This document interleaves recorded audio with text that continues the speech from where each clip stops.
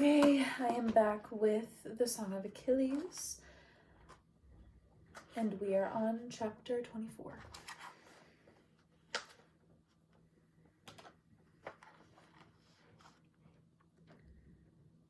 Years passed, and a soldier, one of Ajax's, began to complain about the war's length.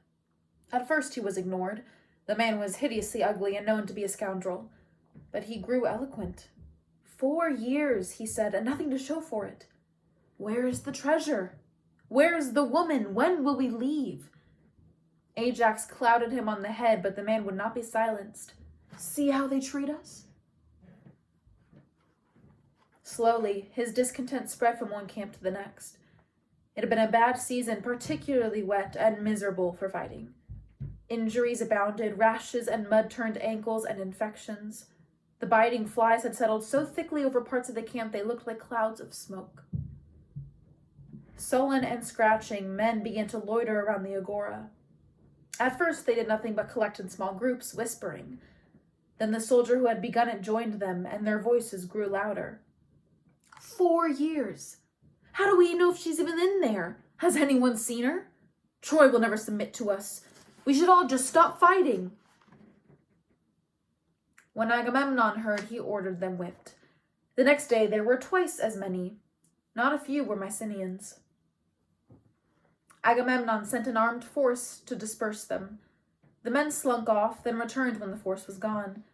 In answer, Agamemnon ordered a phalanx to guard the agora all day. But this was frustrating duty.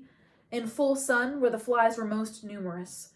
By the end of the day, the phalanx was ragged from desertion, and the numbers of mutineers had swollen. Agamemnon used spies to report on those who complained. These men were then seized and whipped. The next morning, several hundred men refused to fight. Some gave illness as an excuse, some gave no excuse at all. Word spread, and more men took suddenly ill. They threw their swords and shields onto the dais in a heap and blocked the agora. When Agamemnon tried to force his way through, they folded their arms and would not budge. Denied in his own agora, Agamemnon grew red in the face, then redder.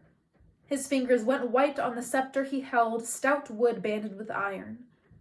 When the man in front of him spat at his feet, Agamemnon lifted the scepter and brought it down sharply on his head. We all heard the crack of breaking bone. The man dropped. I do not think Agamemnon meant to hit him so hard. He seemed frozen, staring at the body at his feet, unable to move. Another man knelt to roll the body over. Half the skull was caved from the force of the blow. The news hissed through the men with a sound like a fire lighting. Many drew their knives. I heard Achilles murmur something. Then he was gone from my side. Agamemnon's face was filled with the growing realization of his mistake. He had recklessly left his loyal guards behind. He was surrounded now. Help could not reach him even if it wanted to. I held my breath, sure I was about to see him die. Men of Greece! Startled faces turned to the shout.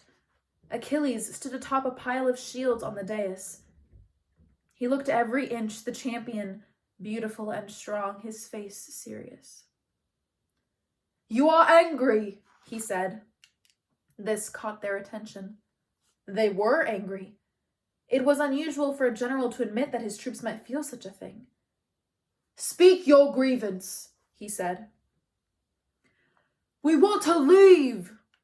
The voice came from the back of the crowd. The war is hopeless. The general lied to us. A surging murmur of agreement. It has been 4 years. This last was the angriest of all. I could not blame them. For me, these 4 years had been in abundance, time that had been wrested from the hands of miserly feats. But for them it was a life stolen, from children and wives, from family and home. It is your right to question such things, Achilles said. You feel misled. You were promised victory. Yes! I caught a glimpse of Agamemnon's face curdled with anger, but he was stuck in the crowd, unable to free himself or speak without causing a scene. "Tell me," Achilles said, "do you think Aristus Achaeon fights in hopeless wars?" The men did not answer. "Well?" "No," someone said. Achilles nodded gravely. "No, I do not, and I will swear so on any oath. I am here because I believe we will win. I am staying until the end." "That is fine for you," a different voice. "But what of those who wish to go?" Agamemnon opened his mouth to answer. I could imagine what he might have said. "No one leaves. Deserters will be executed." But he was lucky that Achilles was swifter. "You're welcome to leave whenever you like." "We are?" The voice was dubious. "Of course." He paused and offered his most guileless, friendly smile. "But I get your share of the treasure when we take Troy." I felt the tension in the air ease, heard a few huffs of appreciative laughter. The Prince Achilles spoke of treasure to be won, and where there was greed, there was hope. Achilles saw the change in them. He said, "It is past time to take the field. The Trojans will start to think we are afraid." He drew his flashing sword and held it in the air. "Who dares to show them otherwise?" There were shouts of agreement, followed by a general clanging as men reclaimed their armor, seized their spears. They hoisted the dead man and carried him off. Everyone agreed that he had always been troublesome. Achilles leapt down from the dais and passed Agamemnon with a formal nod. The king of Mycenae said nothing, but I watched his eyes follow Achilles for a long time after that.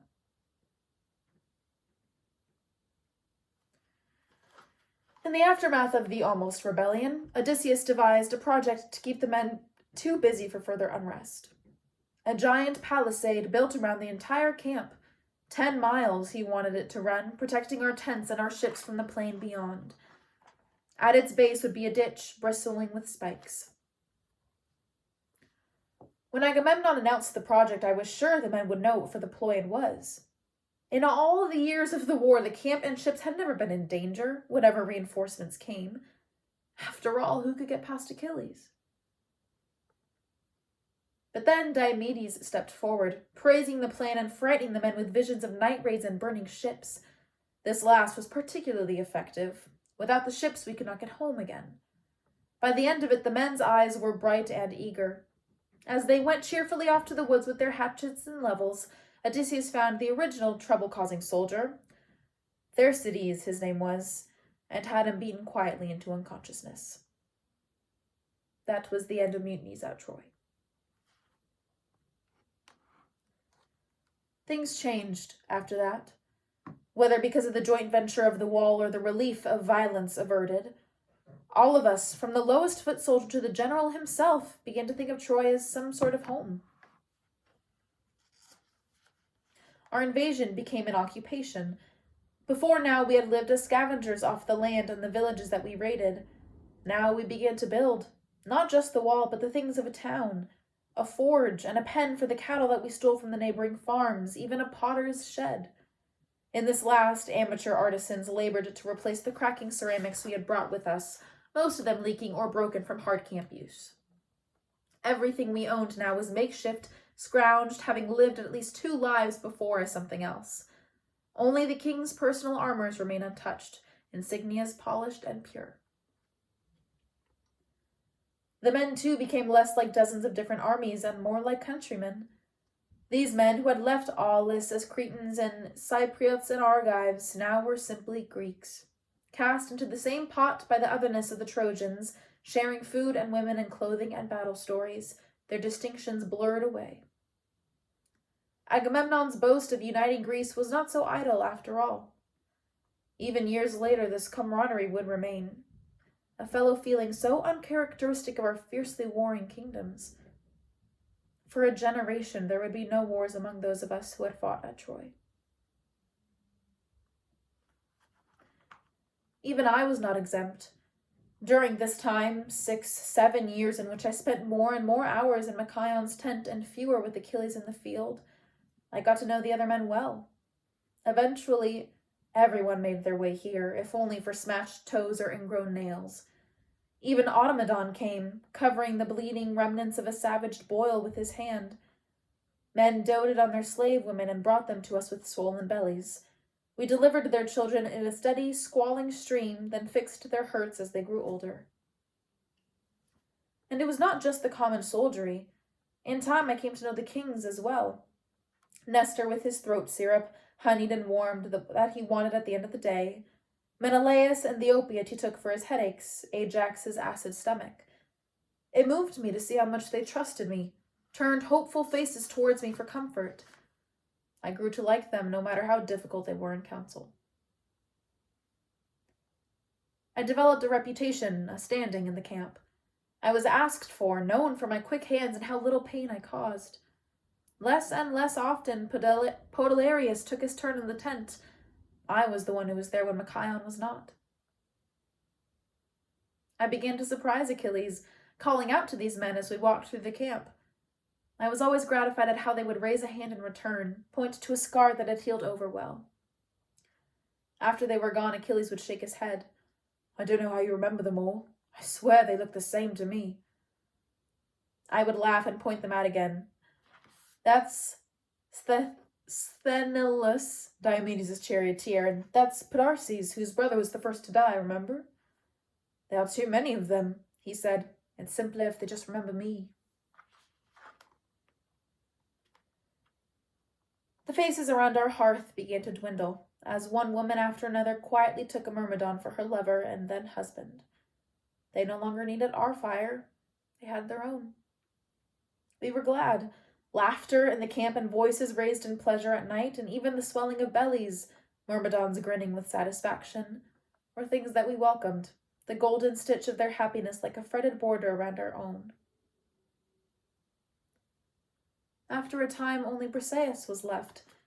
She never took a lover, despite her beauty and the many myrmidons who pursued her. Instead, she grew into a kind of aunt, a woman with sweets and love potions and soft fabric for the drying of eyes. This is how I think of us when I remember our nights at Troy. Achilles and I beside each other, and Phoenix smiling, and Automedon stuttering through the punchlines of jokes, and Briseis with her secret eyes and quick, spilling laughter. I woke before dawn and felt the first twinging cold of fall in the air. It was a festival day, the harvest of first fruits to the god Apollo. Achilles was warm beside me, his naked body heavy with sleep. The tent was very dark, but I could just see the features of his face, the strong jaw and gentle curve of his eyes. I wanted to wake him and see those eyes open. 1,000 times I had seen it, but I never tired of it. My hand slid lightly over his chest, stroking the muscles beneath. We were both of us strong now, from days in the white tent and in the field. It shocked me sometimes to catch sight of myself. I looked like a man, broad as my father had been, though much leaner. He shivered beneath my hand, and I felt desire rise in me. I drew back the cover so that I might see all of him. I bent and pressed my mouth to him in soft kisses that trailed down his stomach. Dawn stole through the tent flap, the room lightened. I saw the moment he woke and knew me. Our limbs slid against one another on paths that we had traced so many times before, yet still were not old. Some time later we rose and took our breakfast. We had thrown open the tent flap to let in the air. It ruffled pleasantly over our damp skin. Through the doorway we watched the crisscrossing of myrmidons about their chores. We saw Automedon race down to the sea for a swim. We saw the sea itself, inviting and warm from a summer of sun. My hand sat familiarly on his knee. She did not come through the door. She was simply there in the tent's center, where a moment before there had been empty space. I gasped and yanked my hand from where it rested on him. I knew it was foolish even as I did it. She was a goddess. She could see us whenever she wished. "Mother," he said in greeting.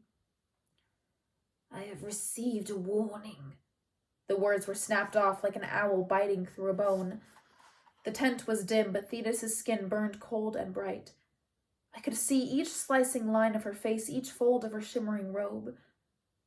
It had been a long time since I had seen her so close, since Syros. I had changed since then. I had gained strength and size, and a beard that grew if I did not shave it away. But she was the same. Of course she was. Apollo is angry and looks for ways to move against the Greeks. You will sacrifice to him today. I will, Achilles said. We always observed the festivals, dutifully slitting the throats and roasting the fat. You must, she said. Her eyes were fixed on Achilles. They did not seem to see me at all. A hecatomb. Our grandest offering, 100 head of sheep or cattle. Only the richest and most powerful men could afford such an extravagance of piety. Whatever the others do, do this. The gods have chosen sides, and you must not draw their anger.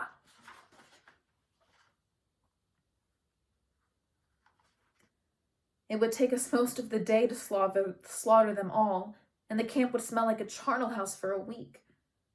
But Achilles nodded. We will do it, he promised. Her lips were pressed together, 2 red slashes like the edge of a wound. There is more, she said. Even without her gaze upon me, she frightened me. She brought the whole urgent universe wherever she went, portents and angry deities and 1,000 looming perils. What is it? She hesitated. A fear knotted my throat. What could make a goddess pause was terrifying indeed. A prophecy, she said, that the best of the Myrmidons will die before 2 more years have passed. Achilles' face was still, utterly still. We have known it was coming, he said.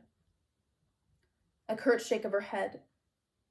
No, the prophecy says you will be alive when it happens. Achilles frowned. What do you think it means? I do not know, she said. Her eyes were very large. The black pools opened as if they would drink him, pull him back into her. I fear a trick.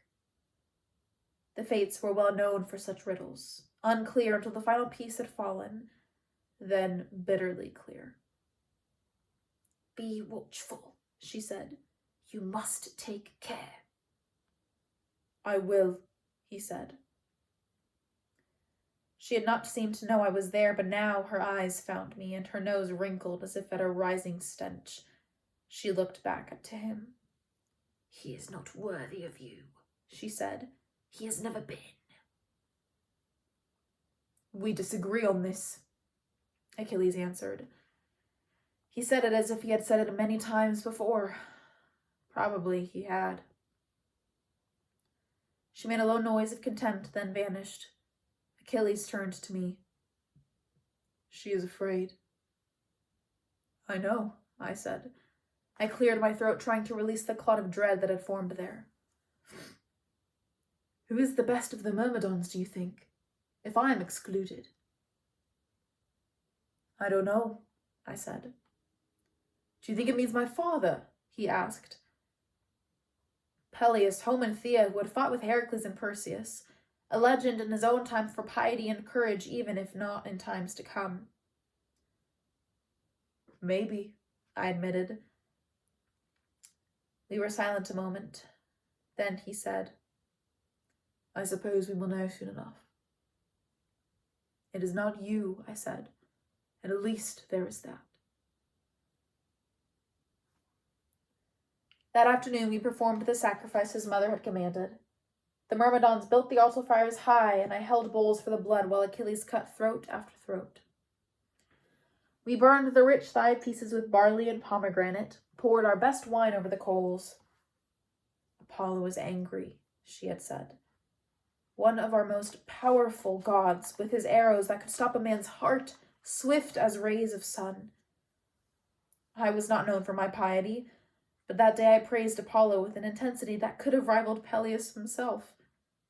And whoever the best of the Myrmidons was, I said the gods a prayer for him as well.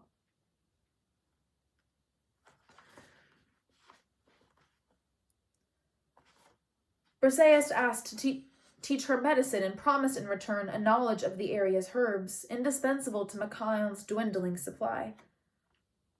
I agreed and passed many contented days with her in the forest, parting low-hanging branches, reaching underneath rotting logs for mushrooms as delicate and soft as the ear of a baby.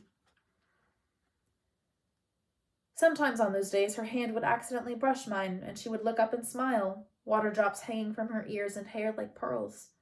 Her long skirt was tied practically around her knees, revealing feet that were sturdy and sure. One of these days we had stopped for lunch. We feasted on cloth-wrapped bread and cheese, strips of dried meat, and water scooped with our hands from the stream. It was spring, and we were surrounded by the profusion of Anatolian fertility. For 3 weeks the earth would paint herself in every color, burst every bud, unfurl each rioting petal. Then, the wild flush of her excitement spent, she would settle down to the steady work of summer. It was my favorite time of year.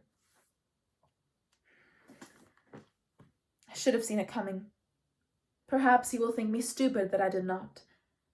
I was telling her a story, something about Chiron, I think, and she was listening, her eyes dark like the earth on which we sat. I finished, and she was quiet. This was nothing unusual. She was often quiet. We were sitting close to each other, heads together as if in conspiracy. I could smell the fruit she had eaten. I could smell the rose oils she pressed for the other girls, still staining her fingers. She was so dear to me, I thought. Her serious face and clever eyes. I imagined her as a girl, scraped with tree climbing, skinny limbs flying as she ran.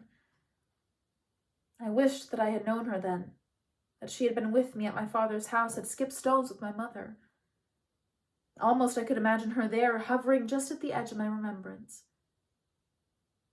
Her lips touched mine. I was so surprised I did not move. Her mouth was soft and a little hesitant. Her eyes were sweetly closed. Of habit, on its own accord, my mouth parted. A moment passed like this, the ground beneath us, the breeze sifting flower scents. Then she drew back, eyes down, waiting for judgment. My pulse sounded in my ears, but it was not as Achilles made it sound. It was something more like surprise and fear that I would hurt her. I put my hand to hers. She knew, then. She felt it in the way I took her hand, the way my gaze rested on her. "I'm sorry," she whispered. I shook my head, but could not think of what more to say. Her shoulders crept up like folded wings. "I know that you love him," she said, hesitating a little before each word. "I know, but I thought that some men have wives and lovers both." Her face looked very small and so sad that I could not be silent. "Briseis," I said, "if I ever wished to take a wife, it would be you." "But you do not wish to take a wife." "No," I said as gently as I could. She nodded and her eyes dropped again.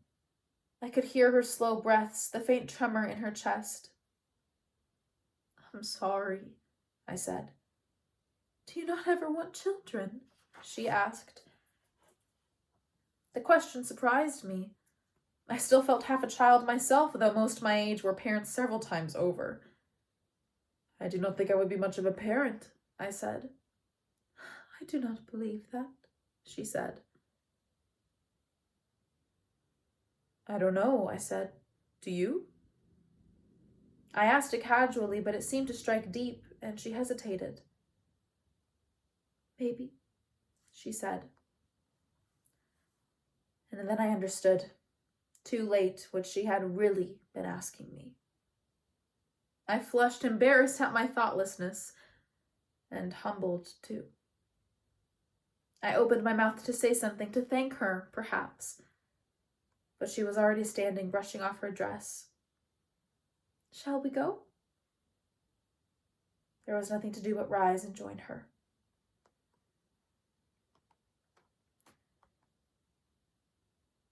That night I could not stop thinking about it. Briseis and Mai's child. I saw stumbling legs and dark hair in the mother's big eyes. I saw us by the fire, Briseis and I and the baby, playing with some bit of wood I had carved. Yet there was an emptiness to the scene, an ache of absence. Where was Achilles? Dead? Or had he never existed? I could not live in such a life. But Briseis had not asked me to. She had offered me all of it, herself and the child and Achilles too. I shifted to face Achilles. Did you ever think about having children? I asked. His eyes were closed, but he was not sleeping. I have a child, he answered. It shocked me anew each time I remembered it. His child with Didamia. A boy, Thetis had told him, called Neoptolemus. New War. Nicknamed Pyrrhus for his fiery red hair. Or Pyrrhus. Probably Pyrrhus. It disturbed me to think of him, a piece of Achilles wandering through the world. Does he look like you? I had asked Achilles once. Achilles shrugged. I didn't ask. Do you wish you could see him? Achilles shook his head. It is best that my mother raise him. He will be better with her. I did not agree, but this was not the time to say so. I waited a moment for him to ask me if I wished to have a child, but he did not, and his breath grew more even. He always fell asleep before I did. Achilles. Do you like Briseis? He frowned, his eyes still closed. Like her? Enjoy her, I said. You know. His eyes opened, more alert than I had expected. What does this have to do with children? Nothing. But I was obviously lying. Does she wish to have a child? Maybe, I said. With me, he said. No, I said. That is good, he said, eyelids drooping once more. Moments passed and I was sure he was asleep. But then he said, with you. She wants to have a child with you. My silence was his answer. He sat up, the blanket falling from his chest. Is she pregnant? He asked. There was a tautness to his voice I had not heard before. No, I said. His eyes dug into mine, sifting them for answers. Do you want to? He asked. I saw the struggle on his face. Jealousy was strange to him, a foreign thing. He was hurt, but did not know how to speak of it. I felt cruel suddenly for bringing it up. No, I said, I don't think so, no. If you wanted it, it would be all right. Each word was carefully placed. He was trying to be fair. I thought of the dark-haired child again. I thought of Achilles. It is all right now, I said. The relief on his face filled me with sweetness. Things were strange for some time after that. Briseis would have avoided me, but I called on her as I used to, and we went for our walks as we always had. We talked of camp gossip and medicine. She did not mention wives, and I was careful not to mention children. I still saw the softness in her eyes when she looked at me. I did my best to return it as I could. That's the end of chapter 24.